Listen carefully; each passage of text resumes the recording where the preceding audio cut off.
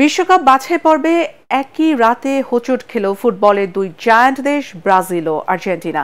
ভেনেজুয়েলার সাথে 1-1 গোলে ড্র করেছে 5বারের বিশ্ব চ্যাম্পিয়ন। আরেক ম্যাচে প্যারাগুয়ের কাছে 2-1 গোলে হেরে গেছে আর্জেন্টিনা। তবে এখনও টেবিলের শীর্ষস্থান ধরে রেখেছে বর্তমান বিশ্ব চ্যাম্পিয়নরা। SM আশরাফের আরও একটি রিপোর্ট। 11 মিনিটেই প্রতিপক্ষ শিবিরকে হতাশায় ডুবিয়ে আর্জেন্টিনা জানান দেওয়ার চেষ্টা করে জয়ের ধারা অব্যাহত রাখতে চায় তারা। গোলদাতা লাউতারো মার্টিনেজ। কিন্তু এই উৎসবের স্থায়িত্ব মাত্র 8 মিনিট। অ্যান্তোনিও সানড্রিয়ার চোখ ধাঁধানো বাইসাইকেল কিকে স্বাগতিক দর্শকরা আনন্দে ভাসে।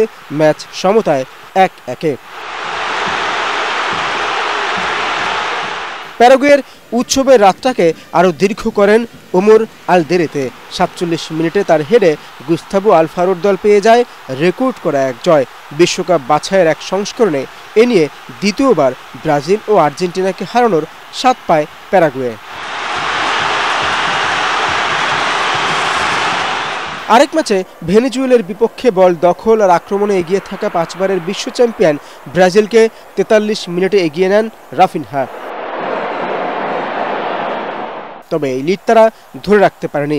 তেলাস্কো সেগুবিয়ার গোলে 46 মিনিটে সমতায় ফেরে স্বাগতিকরা।